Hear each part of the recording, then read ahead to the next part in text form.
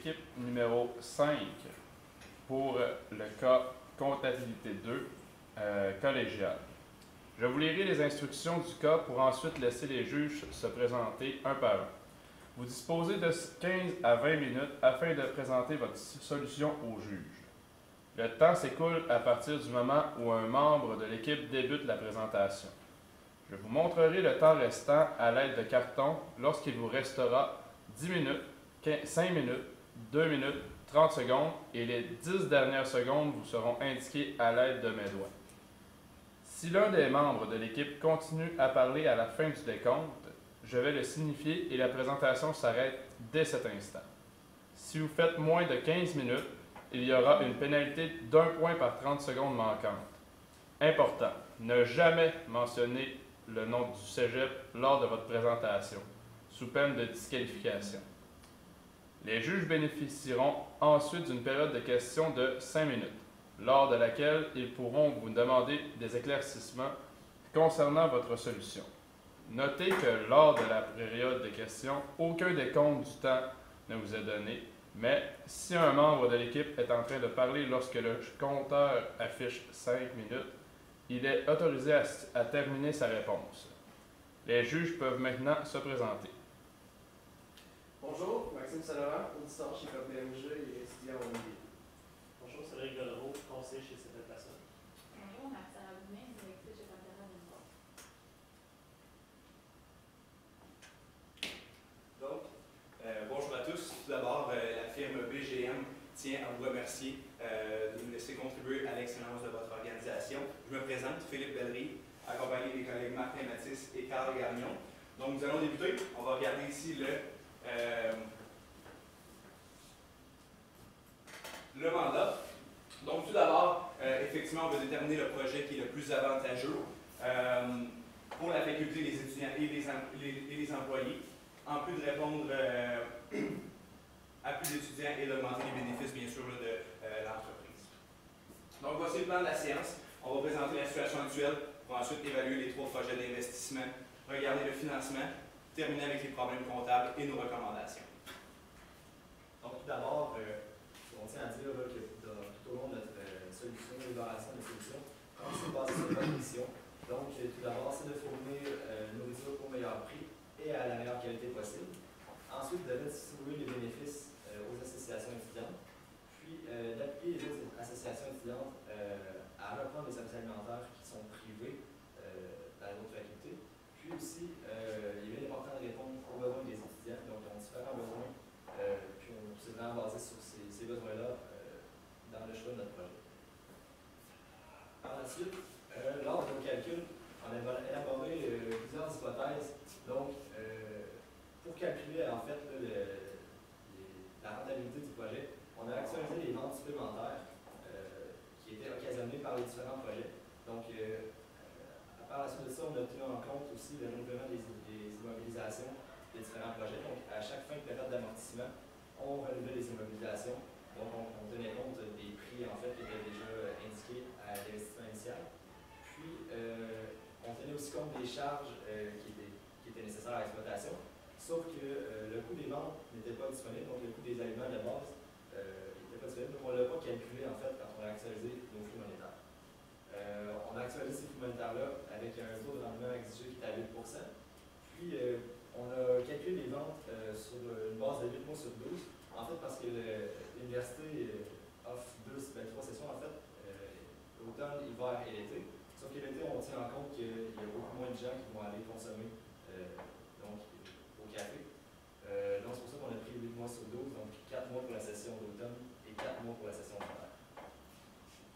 Donc, on va commencer tout de suite avec l'achat de la cuisine Sodexo. On le sait que Sodexo fait faillite. Donc, dans les prochains mois, ils vont sortir de l'établissement. Donc, pour l'achat en tant que tel, ça va nous coûter un 15 000 $ pour acquérir le comptoir de Sodexo. Ensuite, un 2 500 $ qui représente les affiches avec le nom de Prolo Café. Et finalement, un 3 498 qui représente la mise à l'œuvre des équipements qu'on a en ce moment sur place. Et on tient aussi compte du soutien financier que va nous apporter Entrepreneuriat Laval pour notre projet. Donc, on a un investissement initial initial total d'environ 16 000 $. Ensuite, pour les années subséquentes, on a des revenus de 476 000 qui viennent de la vente des repas, des déjeuners. Et ensuite, on a aussi des dépenses de 42 000 $ environ, qui représentent les dépenses en lien avec les employés et les employés plus, un montant de 30 000 $. Et finalement, un 11 000 $ aussi pour le fournisseur qui va faire les plats pour le café. À la 7e année, on a aussi, c'est les mêmes chiffres, sauf qu'on rajoute un 2 000 $ environ de négatif. C'est juste pour dire que le renouvellement des équipements qu'on fait sur 7 ans. Donc, on tient compte, c'est un autre 4 000 $, puis on a une valeur de revente de 1 500 $ pour ce qu'on avait précédemment. Et pour les 3 dernières années, c'est les mêmes chiffres qu'avant, ce qui nous donne une valeur actualisée de tous ces flux monétaires qui rentrent de 2 900 000 $. Au niveau des avantages et des inconvénients, on peut voir que puisque Sodexo était notre concurrent en étant sur place, en faisant l'acquisition de cette entreprise, on va être seul à avoir les deux services. Donc, on se retrouve avec plus de concurrents. C'est mieux pour nous autres. Tous les profits, tous les étudiants vont venir nous voir pour avoir nos services et des repas. Ensuite, on a aussi comme avantage le soutien financier de 5 000 qui est quand même, il faut en tenir compte. On a des déjeuners qui étaient auparavant pas sur le menu. C'est une nouvelle, on diversifie par nos services. Et on continue d'offrir des repas chauds qui ne seraient pas si on n'achetait pas l'entreprise de Sodexo. Ensuite, au niveau des inconvénients, on peut voir qu'une faillite, ça peut représenter que les chiffres ne vont pas bien, qu'il y a un problème de rentabilité à quelque part. Donc, est-ce qu'il faut vraiment investir là-dedans? On croit que oui, parce que c'est une nouvelle opportunité qu'on peut avoir à ce niveau-là. Et ensuite, pour l'achat de Sodexo, on a des heures d'ouverture qui vont être restreintes par rapport à notre café qui roule à côté. Poursuivons avec les rénovations. Tout d'abord, on a un 4 500 $ pour simplement déplacer les équipements, un 7 800 $ pour acheter les nouveaux équipements dans les cuisines qui restent à la même place. Ici, on les a mis sur une base hebdomadaire. Donc, il faut prendre en compte que les montants qui sont là, sauf les premiers à l'année 0, sont des montants hebdomadaires. Il y a 269 $ qui comptent les formations, donc la formation de 2 heures par employé pour les nouveaux équipements. Ce qui nous donne au début un investissement de 12 700 $. Par la suite, de l'année 1 à 5, on a ici les produits qu'on fait à chaque année, simplement avec les nouveaux, c'est-à-dire l'achalandage de 1% de plus et le 2,50 par jour de plus. On vient voir ici, à l'année 6, il va falloir remplacer les équipements qu'on avait achetés à l'année 0, donc encore un 7 800 $ qui est tenu en compte, pour finalement arriver à une valeur actualisée d'environ 100 000 $ avec la rénovation. Pour ce qui est des avantages avec la rénovation, bien sûr, on a une augmentation d'achalandage de 1%. Donc, c'est un avantage. Par la suite, les repas sont faits sur place, donc plus besoin d'aller chercher des repas des fournisseurs. En termes d'inconvénients, on a les coûts de formation qui sont là. Par la suite, c'est sûr que c'est le projet le moins rentable des trois. Puis finalement, le financement est un peu intéressant.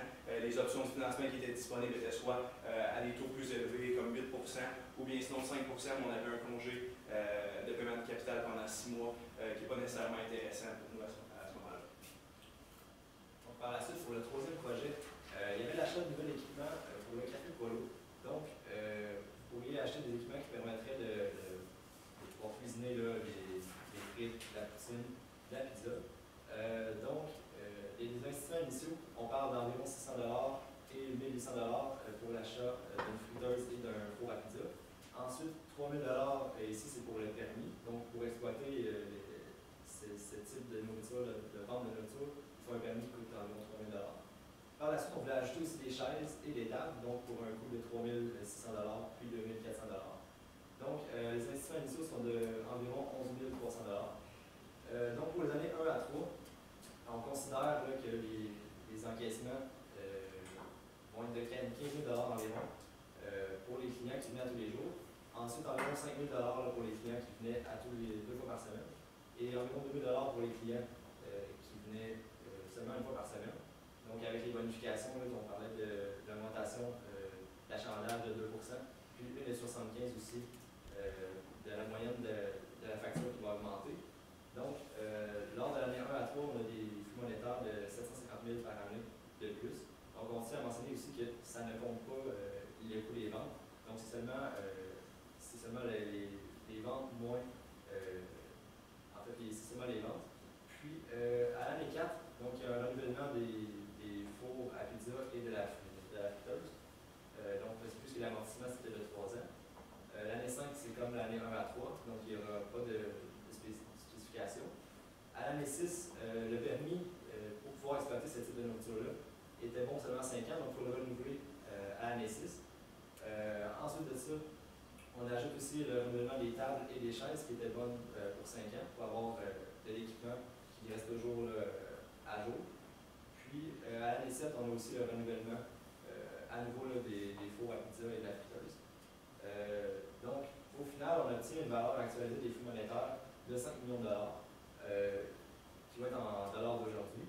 Puis, c'est sûr qu'il faut tenir compte des coûts des ventes pour vraiment se baser sur une décision finale pour savoir le bénéfice là-dessus. Donc, du côté des avantages et des inconvénients, c'est sûr que c'est le projet qui est le plus rentable là, en termes d'augmentation des ventes. Ça va aussi créer plus de place pour le café. Donc, il va peut-être avoir plus de place pour que les gens viennent, vont plus de clients avec ça. Il y a aussi, du côté des inconvénients, c'est sûr qu'il y a une augmentation des prix. La Malbouffe va coûter plus cher, donc c'est certain que ça peut défavoriser l'augmentation des ventes pour ce type de clientèle-là. Puis, on pense que c'est un peu le contraire à la mission parce que vous voulez offrir des produits de qualité. Puis, la Malbouffe en tant que telle, c'est plus ou moins des produits de qualité. Donc, ça irait peut-être en sens contraire à la mission. Ça pourrait faire varier l'opinion de la clientèle à ce sujet-là. Donc voilà, le choix du projet qu'on vous recommande, qu'on croit vraiment que c'est le meilleur, c'est l'achat de Sodexo, le commerçant à côté du café. Donc plusieurs raisons ici.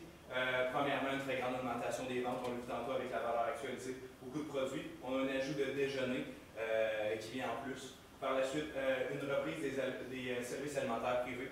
Donc c'est sûr qu'en achetant un concurrent, on a pratiquement le monopole sur effectivement le pavillon ou les étudiants, si on veut, dans l'établissement. Donc on élimine un concurrent, on évite que quelqu'un d'autre vienne prendre la place de ce concurrent-là puis vienne nous gruger des ventes. L'emplacement est stratégique, c'est à côté du café, donc effectivement c'est stratégique. On crée 2 emplois, probablement encore une fois des étudiants, donc c'est une bonne chose, c'est bien vu. Il y a un soutien de 5 000 qui vient soutenir tout ça. Puis le choix est définitivement plus santé que d'y aller avec la Malbouffe, étant donné que c'est des repas chauds, des plats variés, tout ça. On peut y aller vraiment avec les tendances, c'est-à-dire qu'aujourd'hui, c'est bien vu de bien manger, tout ça. Donc on croit que vraiment, à long terme, l'achat de Sodexo est beaucoup plus avantageux. Maintenant, pour le financement, donc pour ce projet-là, il y avait des investissements initiaux de 21 000 par la suite à ça, on soustrait le soutien de 5 000 donc qui est financé par Entrepreneuriat Laval. Puis on va aussi utiliser 2 000 de l'encaisse, donc pour réduire justement le financement qui va être requis par l'emprunt. Par la suite, donc ça nous donne 14 000 à financer. Il y avait 2 options, donc un emprunt à 4 puis un emprunt à 5 Donc on n'avait pas exactement les modalités de ça. Donc est-ce que les taux d'intérêt sont capitalisés annuellement ou mensuellement? Les paiements sont mensuellement aussi annuellement. Est-ce qu'on ne sait pas aussi si c'est la durée du prêt?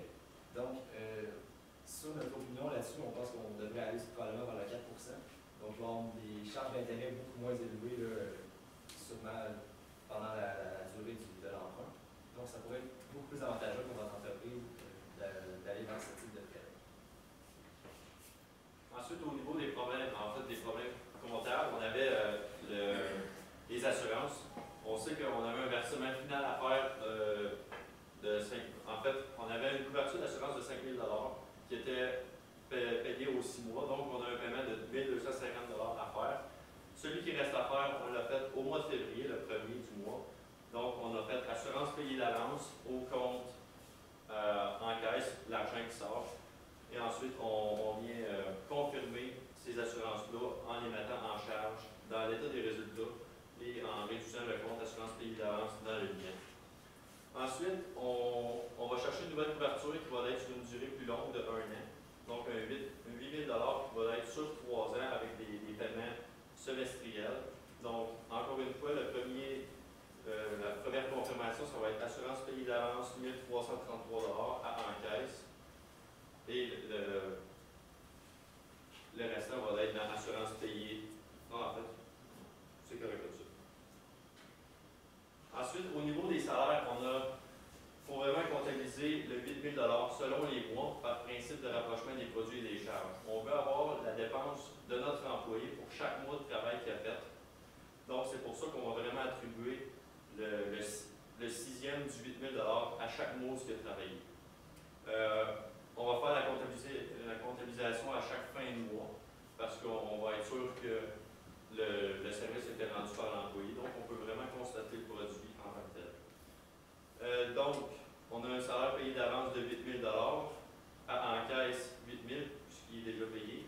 Et ensuite, on va juste vraiment constater la charge à chaque mois, donc salaire 1333 et salaire payé d'avance 1333 aussi à chaque mois. Finalement, pour la vente de l'autobus, on l'a détenu pendant 3 ans. On l'a détenu pendant 3 ans. On a donc amorti à chaque année 20 000 pour un total de 60 000 Donc, il faut retirer cet amortissement cumulé-là de notre bilan. Donc, premièrement, on a un amortissement cumulé de 60 000 Ensuite, on avait acquis l'immobilisation pour 400 000 et on sait qu'on l'a vendu à la juste valeur marchande. Donc, aujourd'hui, l'autobus vaut 340 000 Donc, on sait que le premier versement du client, c'est 40 du montant d'acquisition. Donc, c'est 136 000 qu'il va payer au moment de l'achat tout de suite. Ensuite, un 35 dans 3 mois, donc le 1er juin, il va nous payer un 119 000 On va aussi réduire la somme à recevoir du montant égal. Et finalement, le dernier paiement va être à la fin de l'exercice, le 31 décembre de l'année, pour un montant final de 85 000 Donc, c'est ce qui est à faire pour les différents événements qu'on a rencontrés précédemment.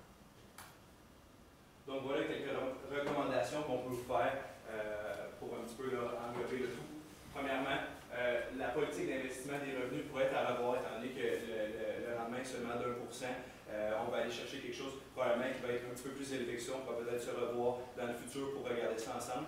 Mais bref, on considère que 1 c'est très peu élevé. On est certain que vous pourriez aller chercher un financement qui est au moins au-dessus de l'inflation. Par la suite, l'option Malbouffe pourrait être exploitée. Effectivement, vu que c'est une option qui n'est pas exploitée dans l'université en ce moment, peut-être, par exemple, qu'une journée par semaine, il y aura une option ou un menu un petit peu plus axé sur la malbouffe qui pourrait être offert aux étudiants. De cette façon-là, le concept pourrait être exploité. Puis, on garde quand même la belle image de Sodexo qui était des repas chauds de santé, tout ça. Par la suite,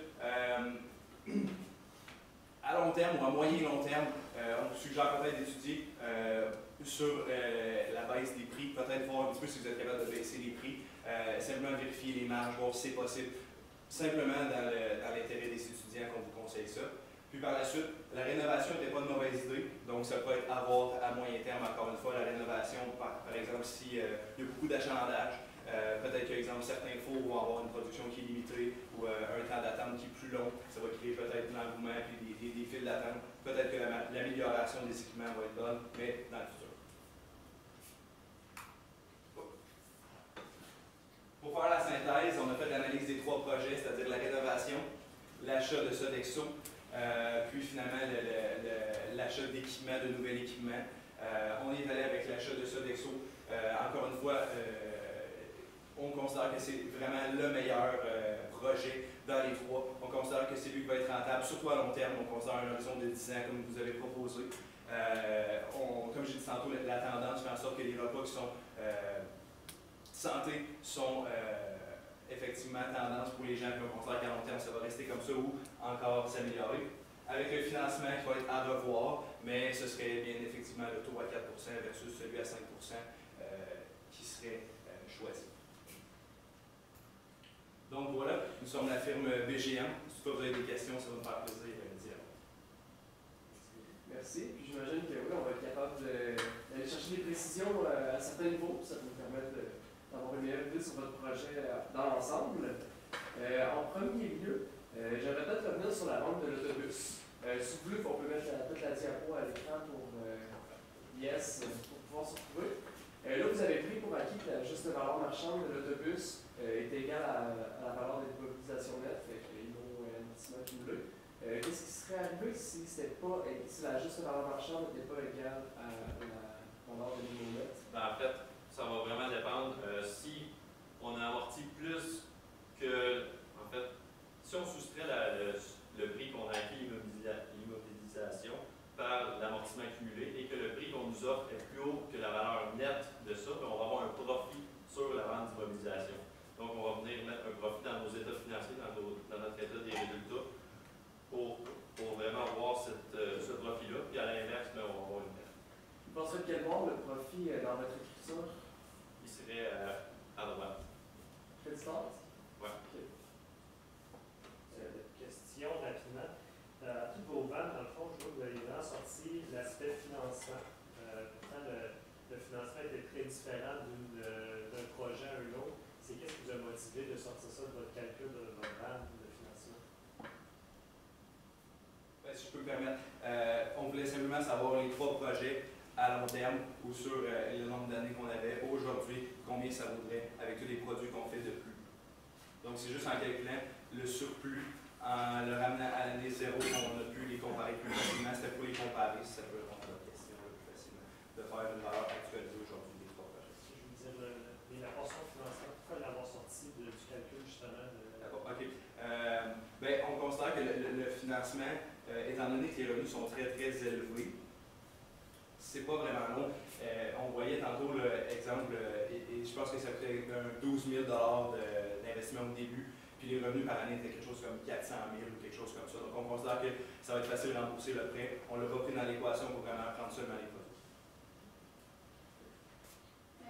Juste à être sûr de bien vous suivre, là, depuis le début, vous me parlez que la malbouffe,